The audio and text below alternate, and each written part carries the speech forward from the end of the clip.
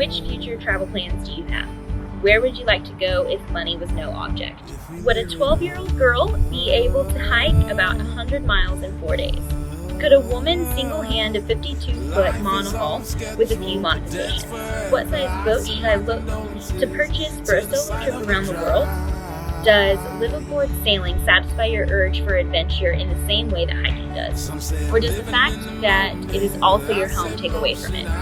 But do you have any plans for cold water adventures, or are we strictly after the tropical lifestyle? I'm Carly, and this is Brady. In early 2020, we sold our house and most of our possessions and took our first big leap into living our vagabond dreams. We recently hiked 800 miles of the Appalachian Trail, and now we are purchasing a sailboat to start sailing around the world, all while capturing a creative journal of the journey. We hope to inspire you to live your own dreams. Subscribe, and thanks for watching.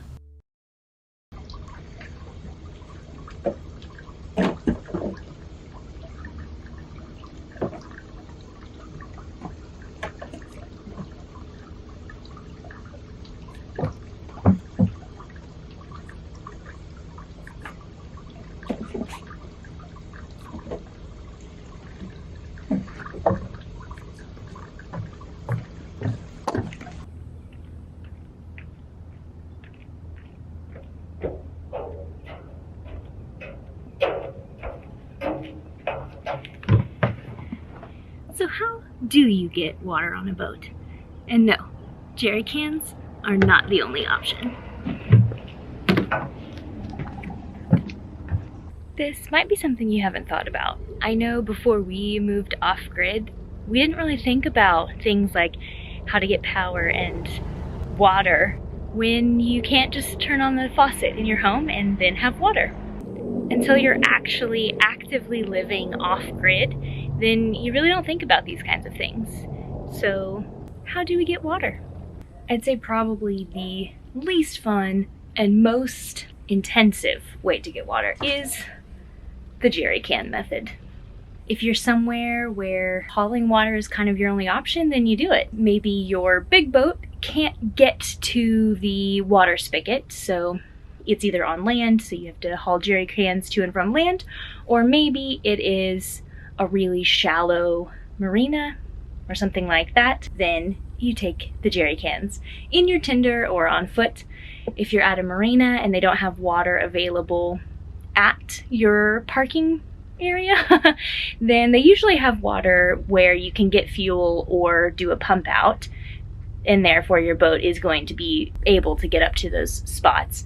However, sometimes, like winter here, water at the docks was turned off. So we had to haul our jerry cans up to the bathhouse and use the showers in the bathhouse, fill jerry cans, and then come fill our tanks with those. Definitely not fun. Doable, but not the most fun way to get water.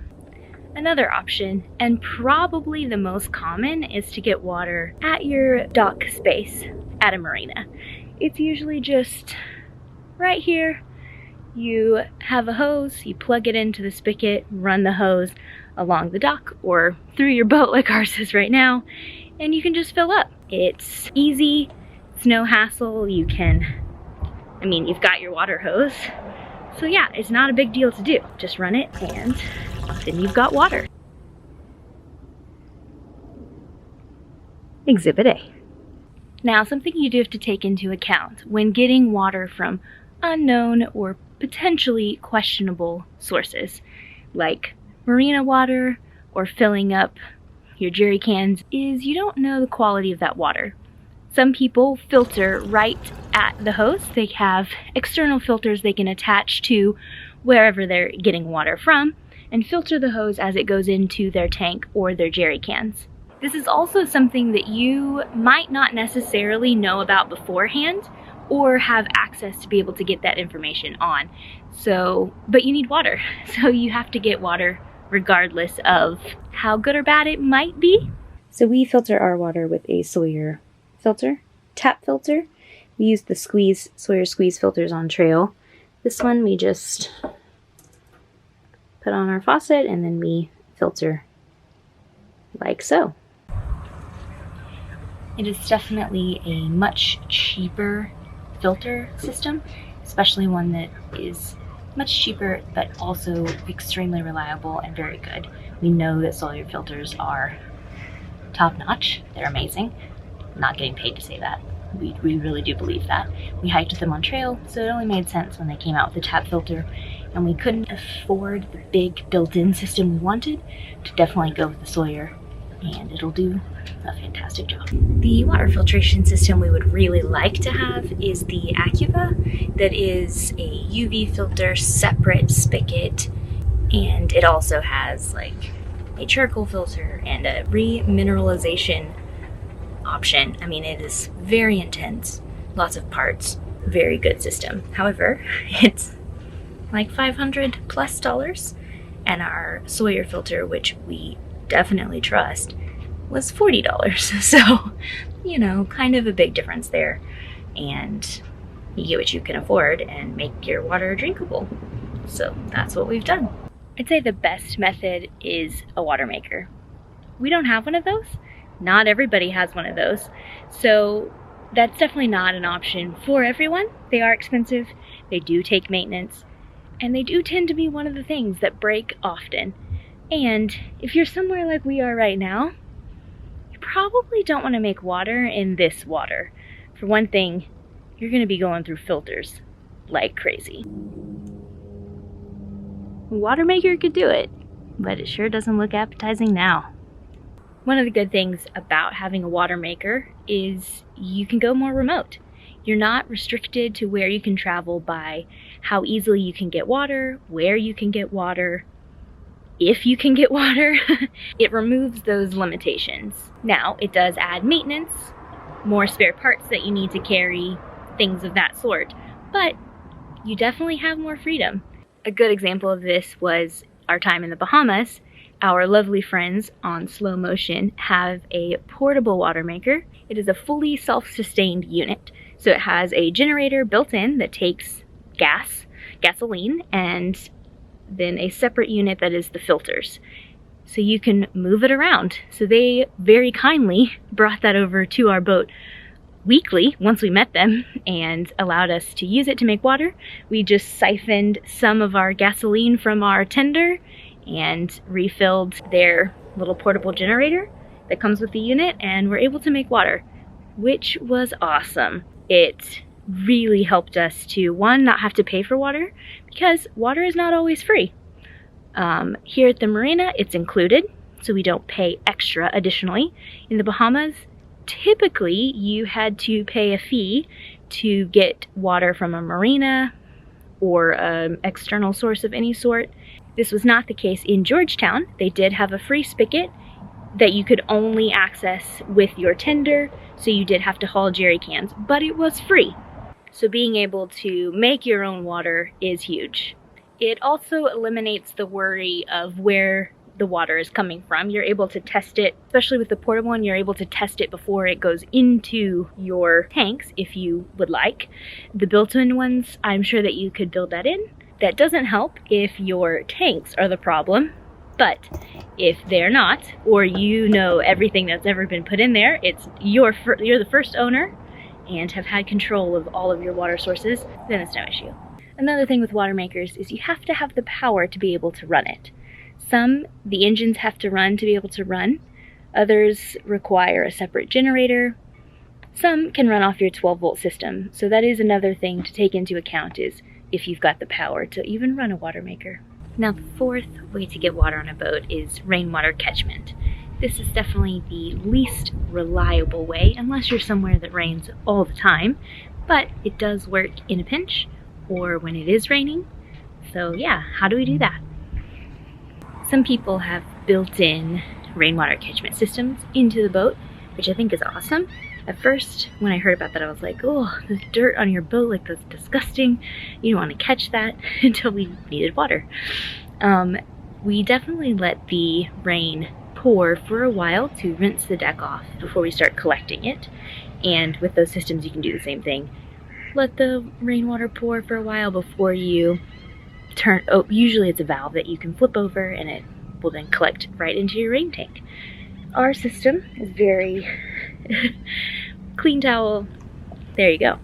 We could make it more in-depth if we wanted to, catch in buckets off of the Bimini, or use like plastic sheeting to make big funnels, essentially, that you could collect dew even like that. We have not ever done that. We have only done our little towel method, which works quite well when it really is downpouring. During the winter here, when the water was off at the dock, we were hoping to be able to have rainy days to catch water. That didn't really happen, but like maybe once or twice, which is a bummer.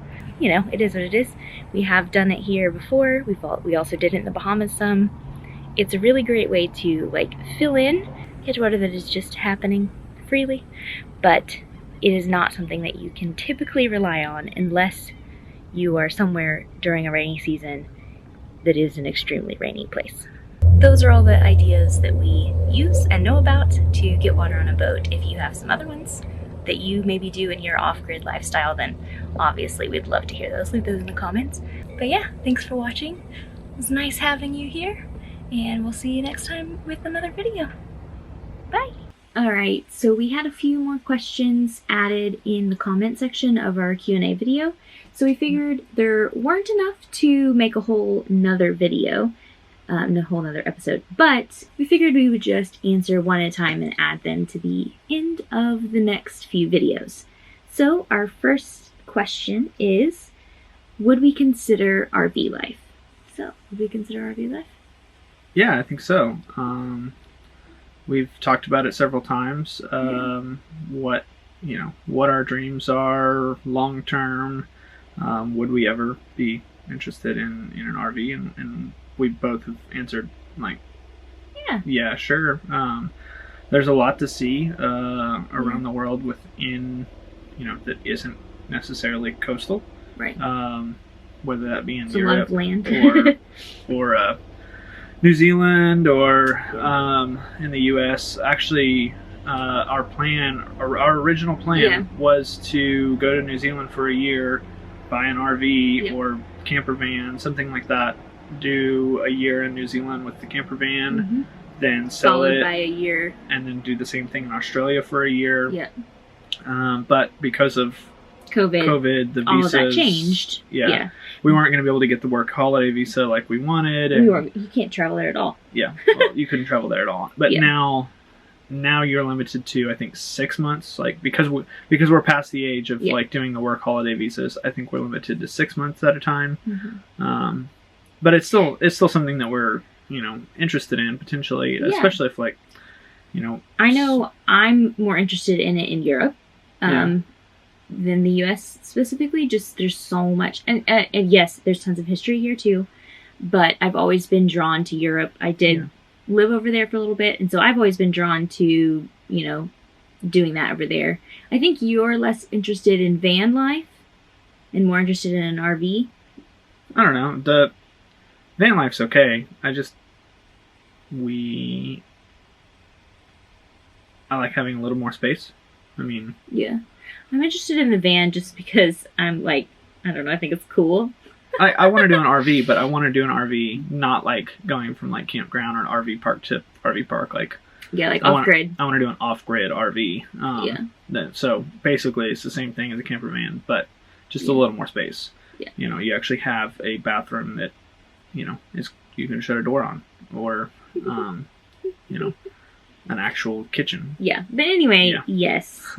We would consider it for sure. I am definitely not gung-ho to like ditch the boat and do that now. No. Definitely want to keep doing the boat thing. Yeah. It is something that once we get to the Mediterranean, we've talked about doing like a couple of months or something, putting the boat in a marina and traveling around via van or RV or whatever around Europe. That's something that we've discussed. But yeah, so we definitely say it is on the list of possibilities. Yeah, for sure.